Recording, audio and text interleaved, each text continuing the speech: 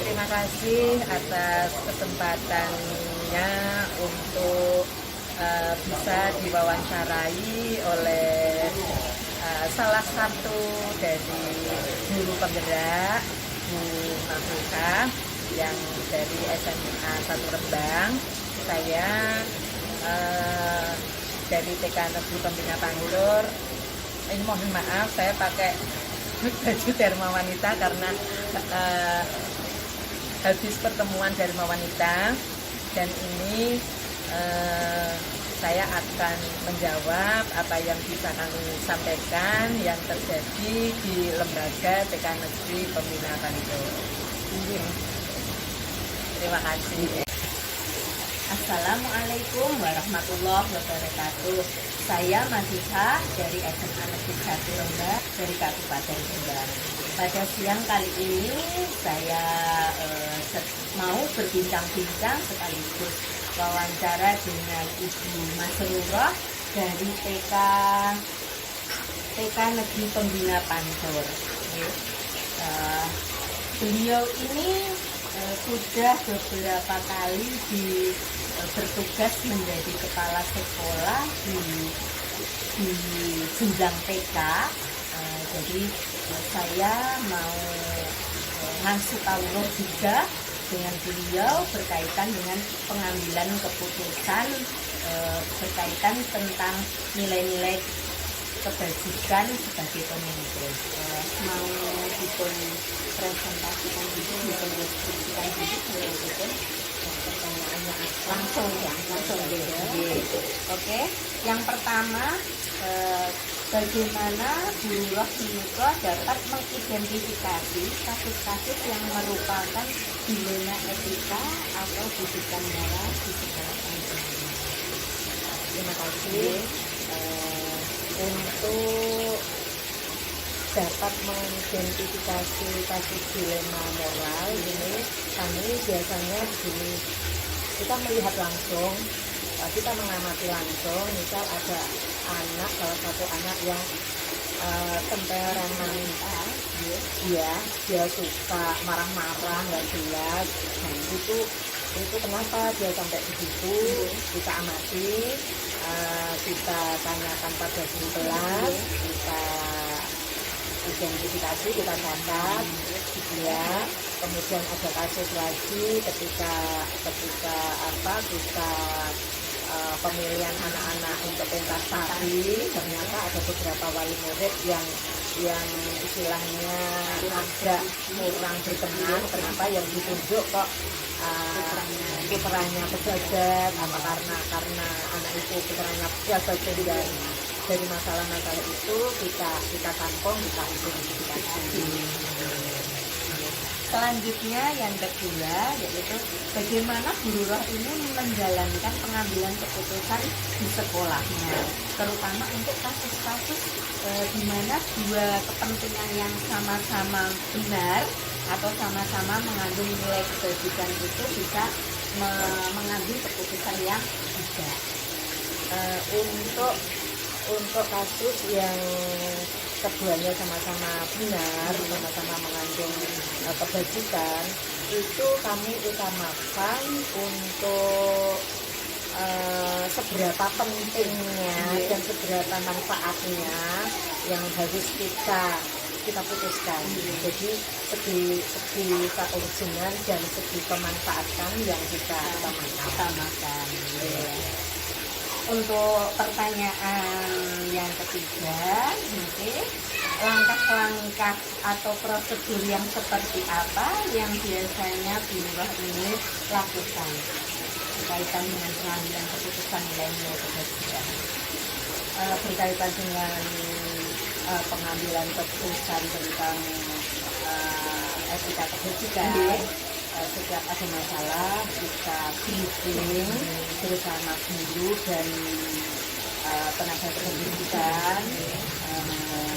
Kalau ada masalah seperti ini kita harus bagaimana dalam pengambilan keputusan, dan keputusan itu kalau memang bisa diselesaikan secara langsung, misal hanya melalui guru diselesaikan di kelas langsung, itu kita lakukan langsung. Tetapi kalau masalah itu berkaitan dengan wali murid, itu perlu waktu kita ketemu sama wali murid. Misal hanya satu wali murid, kita bisa panggil, kita ada omong-omong bersama menyelesaikan masalah itu. Tetapi kalau itu melibatkan beberapa wali murid, itu kita catat dulu masalah-masalah itu, kita rekap. Suatu saat kalau kita ada event pertemuan wali murid, kita sampaikan secara terbuka di forum kita. Untuk wawancara selanjutnya berkaitan dengan hal-hal apa saja yang selama ini Bu Lurah anggap efektif dalam mengambil keputusan pada kasus-kasus dilema etika. Hal yang kami anggap efektif itu kami yang jelas melibatkan semua pihak yang terlibat dalam kasus tersebut. Kalau kasus tersebut yang jelas melibatkan murid, ya kita adakan pendekatan ke wali murid tersebut, kita edukasi tentang nilai-nilai karakter, kebaikan dan sebagainya. Kalau memang itu harus melibatkan wali murid, kita juga ada duduk bersama wali murid itu. Guru pun juga begitu. Jadi semua pihak yang terlibat dalam kasus itu kita. Oke, lanjut nomor 5 ya. Oke. Hal-hal apa saja yang selama ini merupakan tantangan dalam pengambilan keputusan pada kasus-kasus dilema etika di sekolah panjenengan? Itu tantangannya itu kaitannya dengan etika itu, ya itu kasus nari. Kasus nari itu ketika kita memilih anak-anak untuk pentas di event tari itu ada beberapa wali murid yang berpendapat anak yang diikutkan pentas itu anaknya pejabat, anaknya ini. Itu tantangannya kita bagaimana harus bisa istilahnya memberikan pengertian kepada wali murid tersebut bahwa yang kita tampilkan itu yang milik guru ekstra tari, bukan guru kelas, bukan kepala sekolah. Jadi itu kami rasa pemilihan itu profesional, dan kami juga memberitahukan kepada wali murid itu bukan berarti kita mengajukan murid yang lain. Jadi nanti ada saatnya anak-anak yang tidak pentas di event itu kita pentaskan di lain kesempatan. Jadi nanti wacana kami kalau ada perpisahan itu semua anak pentas, entah dalam bentuk apapun sesuai kemampuan dan bakat. Oke. Selanjutnya wawancara kita lanjutkan untuk nomor 6. Apakah Bu Lurah memiliki sebuah kata-kala atau jadwal tertentu dalam sebuah penyelesaian kasus dilema etika ini? Apakah langsung diselesaikan di tempat atau memiliki sebuah jadwal tersendiri untuk menyelesaikannya? Mungkin pada waktu rapat dinas atau bentuk prosedur yang lain seperti yang sudah dijalankan panjenengan selama ini. Selama ini memang kami tidak ada jadwal tertentu, tetapi misalkan ada kasus etika itu tadi, etika moral itu yang sekiranya kasus itu bisa diselesaikan saat itu bisa kami selesaikan saat itu. Misal hanya kasus ringan bisa diselesaikan dulu di kelas, bisa. Kemudian kalau memang kasus itu harus diselesaikan melalui forum khusus, iya, karena kasus itu tidak hanya melibatkan satu orang, tapi beberapa wali murid mungkin tidak, kita nggak mungkin kalau manggil satu itu terlalu ribet ya, itu kita tunggu ada saat yang tepat nanti kita sampaikan di forum itu. Tetapi kalau itu hanya melibatkan wali murid satu orang, itu bisa kita langsung atau hari apa kita ketemu. Jadi tergantung permasalahan. Oke, wawancara kita lanjutkan lagi. Untuk nomor 7 selanjutnya, adakah seseorang atau faktor-faktor yang selama ini dapat mempermudah atau membantu kerja panjenengan dalam pengambilan keputusan dalam kasus-kasus tersebut? Dalam pengambilan keputusan kasus etika moral ini, kami selalu melibatkan semua pihak. Yes. Jadi kita briefing semua pihak, kita baru ambil keputusan supaya keputusan itu tidak salah dan bisa diterima oleh semua pihak. Jadi melibatkan anak itu sendiri, wali kelas, wali murid, sama kepala sekolah sendiri. Oke, nggih.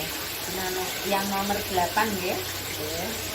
Dari semua hal yang telah disampaikan dari awal tadi, pembelajaran apa yang kira-kira dapat dipetik dari pengalaman dalam mengambil keputusan tersebut seperti dilema etika ini?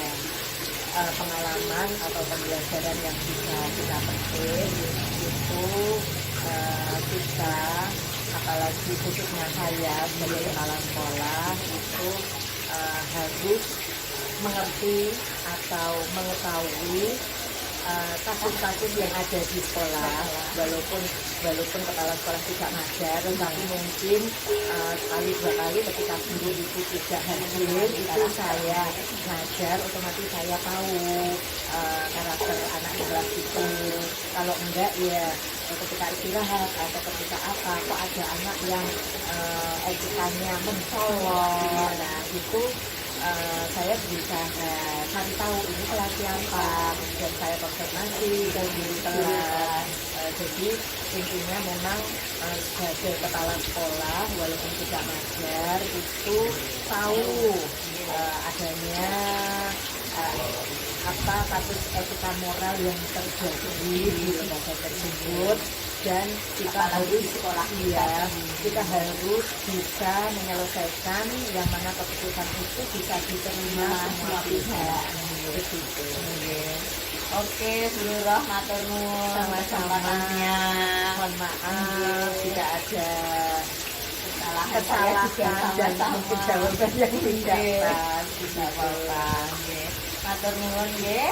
Saya akhiri dulu pertemuan kali ini berkaitan dengan sesi pengambilan keputusan terkait nilai-nilai kebajikan, dilema etika dan rujukan moral.